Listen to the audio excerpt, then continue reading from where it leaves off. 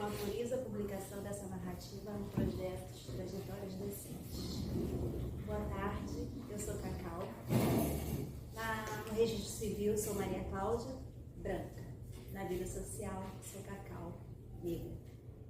Começo meu relato por aí porque tive uma vida, ao contrário do que muitos aqui relataram, eu tive uma vida de muitas facilidades por ter uma família considerada branca e de classe média. Então eu não vivi os problemas relatados aqui e nem muito menos os problemas relatados pela minha profissão de professora de Ciências e Biologia numa escola pública do estado. Então passei uma infância muito feliz, cercada de matas, de florestas, de minhocas que eu adorava abrir, de bicicletas, de bolas, e fui a quarta filha de um casal. Meu pai era mineiro, minha mãe baiana, com a música aqui, reverado até Rio, e nasci em São Paulo. Vim para o Rio aos 7 anos de idade, onde eu comecei a enfrentar aqui meu primeiro parâmetro para a escola pública.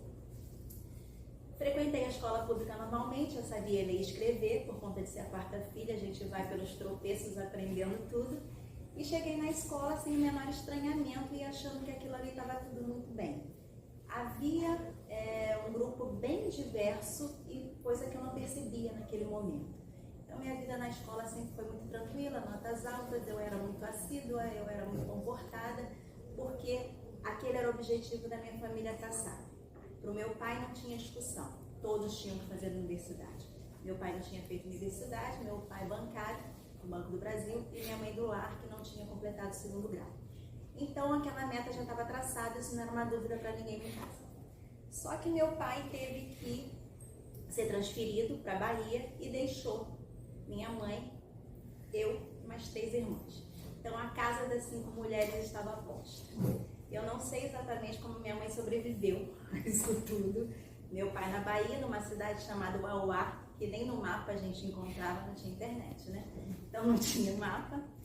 E meu pai foi para lá e a gente ficou aqui. Como ir com 4 filhas, sendo que o foco era uma universidade, não tinha como. Ficamos por aqui.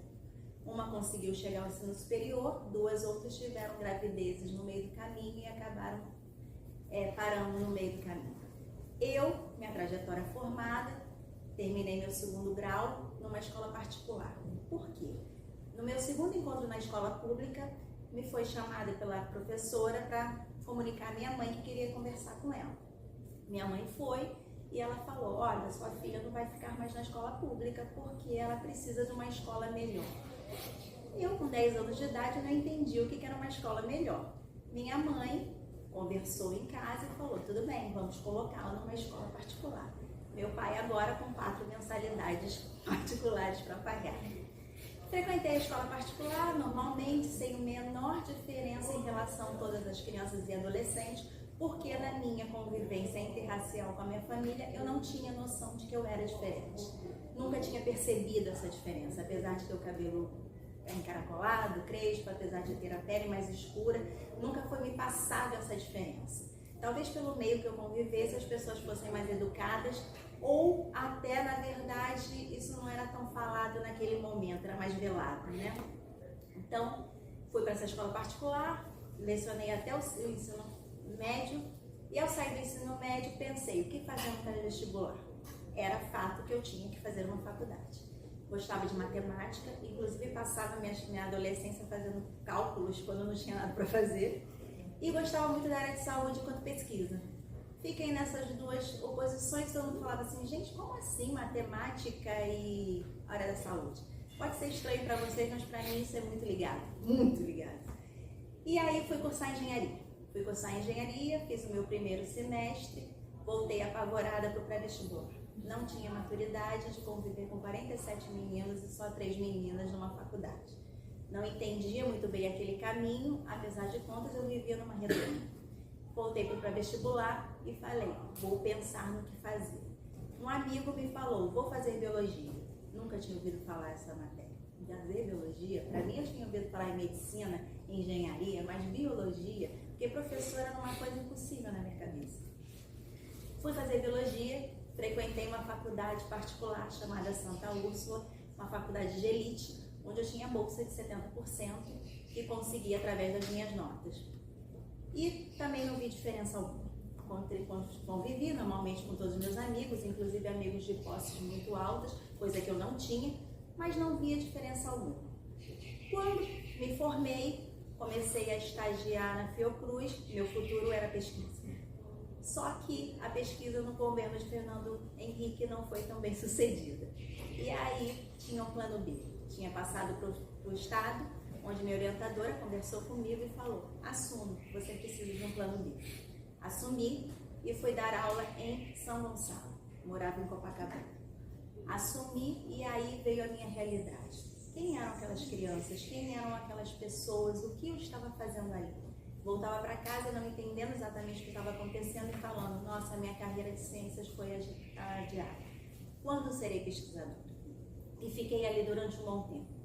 Tinha um bom convívio com as crianças, mas também não me fazia diferente, porque na realidade eu era muito diferente daquelas crianças e também era considerada como uma professora branca e uma professora de classe média.